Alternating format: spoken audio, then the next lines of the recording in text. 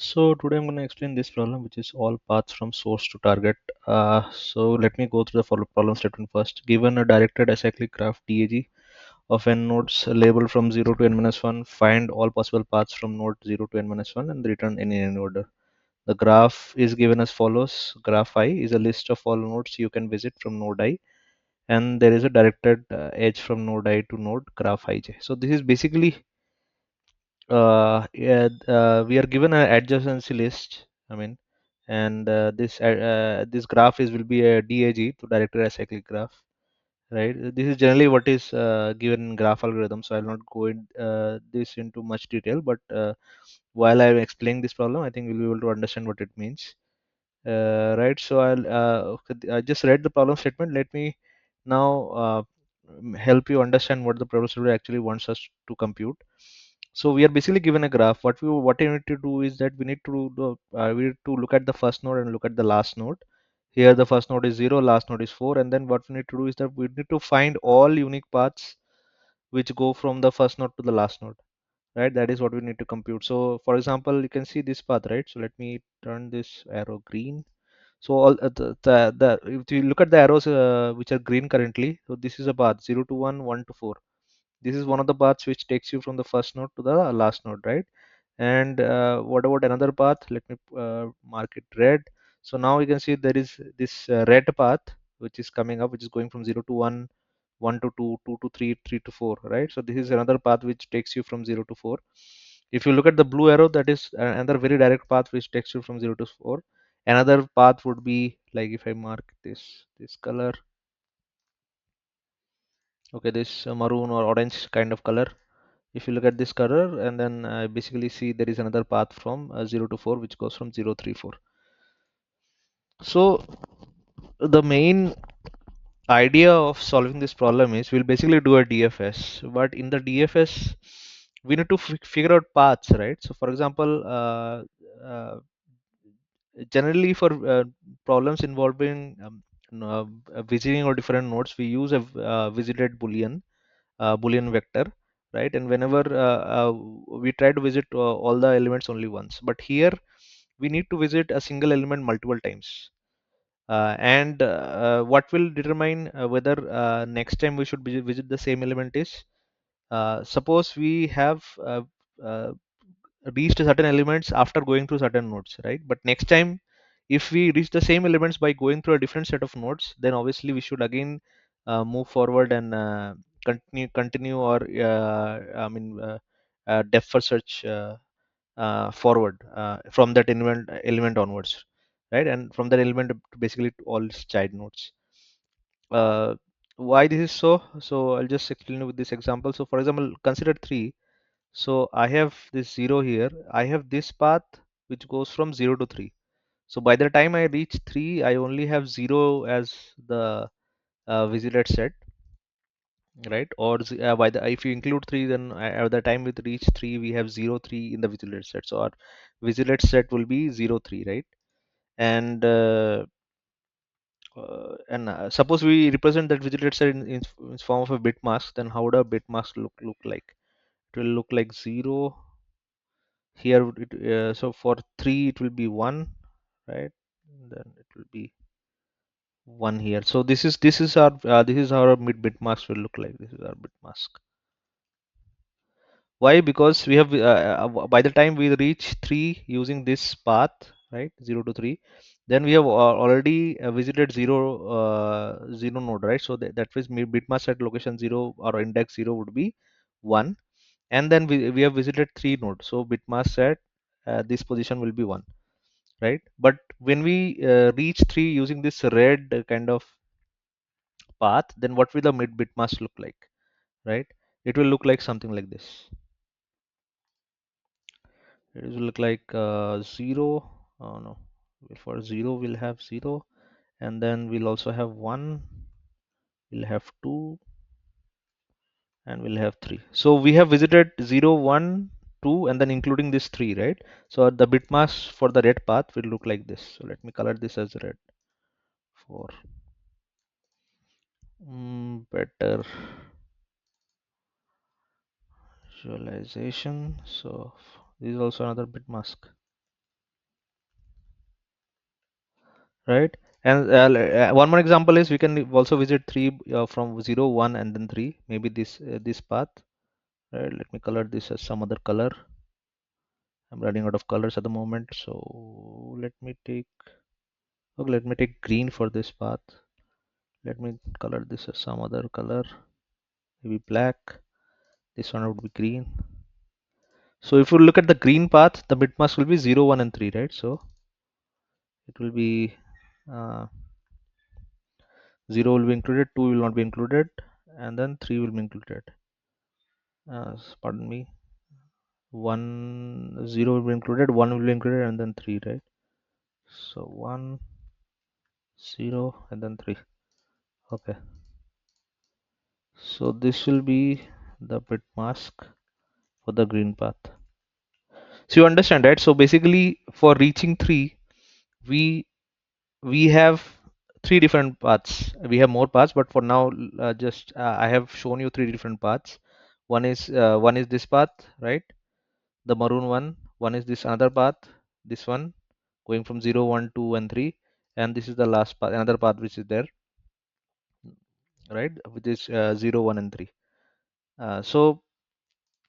So in all these cases, we have reached 3 by going through a different set of nodes, and our bitmask correctly captures it. So basically, instead of checking whether this node is visited, we can check that whether this bitmask which we have generated is there is has been previously visited or not. We can basically, once the bitmask has been visited or a set of nodes have been gone through, we can basically put it in a map, and then once next time whenever we reach the node, we can check that whether the new bitmask that is there, which is that is there by reaching that node, is it already existing, or it is some new bitmask.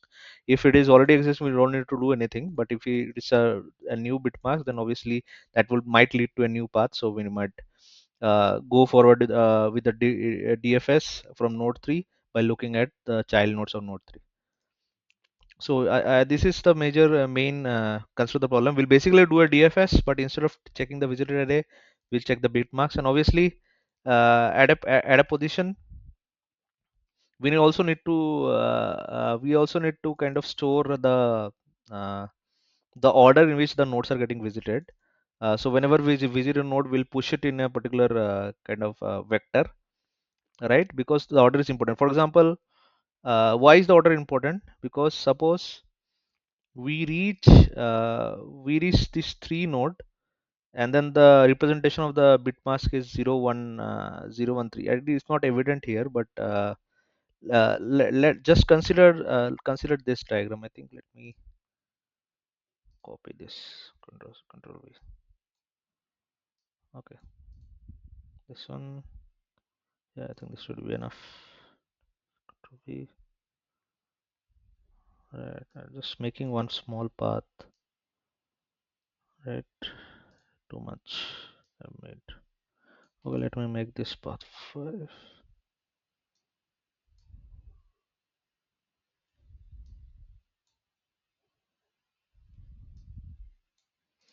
My item number is S1, 2, 3, 4. So you can see that we have reached, suppose, 1 to 3, right? From 1 we have reached 3. Our bit mask will look like 1, 1, 1, 1, right? Obviously, no, not 1, 1, 1, 1. 1, 2. First, we have not taken node 0, so it will be 0. So this is what our bit mask looks like. But from where, from if from here, we don't know the order of visit, right? We don't know whether 1 is visited first, 2 is at what point was 2 visited, what point was 3 visited. For example, we don't know this order. So our current order is 1, 2, 3, 4. 1 followed by 2 followed by 4. Sorry, pardon me. 4 and then 3. So this is our current order. We can't basically get this order from this bit mask itself. So that's why we need to maintain whenever we visit a node in a particular current DFS path, we need to append that node to some list, and then when we are basically at the end node. So for example, for this scenario, suppose the end node is 5, right? So let me Control C, Control V. Suppose the end node is 5, and then we, pardon me, Control Z. 5. So this so basically we can check that whether we have gone to the end node, and then basically we can we can I mean store the path uh, as a result. So here we have reached the last node. For just consider the 5 is the last node. So we have a path from 1 to 5. We need also need to start from 0. Now that I realized it, so suppose pardon me, this has to be 0 because we need to start from the beginning and reach the end, right? So okay, so we start from 0 here and then reach 5. So now we know that we have a complete path,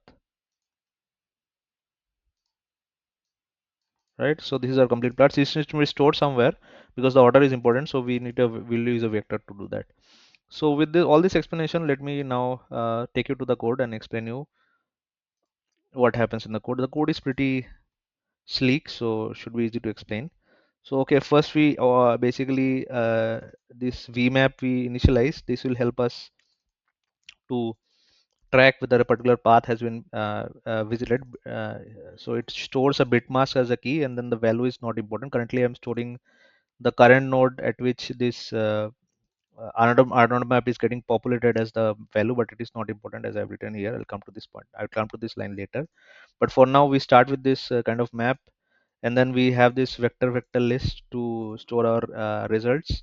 We have the initial visited at 0, which signifies that none of the nodes have been visited, or visited path is 0, which again signifies that none of the nodes have been visited. We have this DFS function called find paths, which takes a bunch of inputs, and this is supposed to populate our result paths, which is passed in as a reference, and then we'll return the result parts as the answer, right? So let's look at what happens in find paths. We have all these inputs. We'll look at the current node, right? So if the current node is we add the current node to the visited bit mask, and obviously add the current node to the visited path vector. And then if our bit mask is already present in the map which tracks which tracks uh, bit masks that have already been visited, then obviously we don't need to do anything because we've already done we already seen it before. And if our current node is basically the last node, that means we already have a path. We'll basically append the visited part to the result paths. That is what we do, right? And then I think in this situation, ideally we can return from here, but anyways, other steps don't make any difference. So that's fine because from the last node we will be not be reaching anywhere else, or probably yeah, I can probably return from here. Why not? Right? Because unnecessarily I'm doing. Anyway, it was passing even with this, but I think this is better. So let me test. I just realized it now. Let me submit. Should pass. Yeah. This is just more optimal because we've already reached a path. We don't need to get back to it again, I guess. Right? Or do we? Let me think about it for a moment. Yep, I think so. This will go into another another set of scenarios, I think, which is not covered in this problem. So this is good enough for now. This is good. This return will basically optimize very minimal optimization, but regardless, it is an optimization. But anyways, let's move forward. So we have this. Then obviously, if it is not the last node, then obviously we'll populate the map with this visited bitmask, which already has been updated at this line, right? And then obviously then we'll just go through the child nodes of the current node and basically call the DFS again, and this is how the function is complete. It's a recursive call, and at the end of the function it will populate this result paths, right, which is done here. And then going back to our main function, so once this find path is done, this result path will contain all the paths going from source to the target, and will return that, and that and that will be and this will be the answer. Hopefully you understood this video. I'll see you in the next video. Thank you. Bye.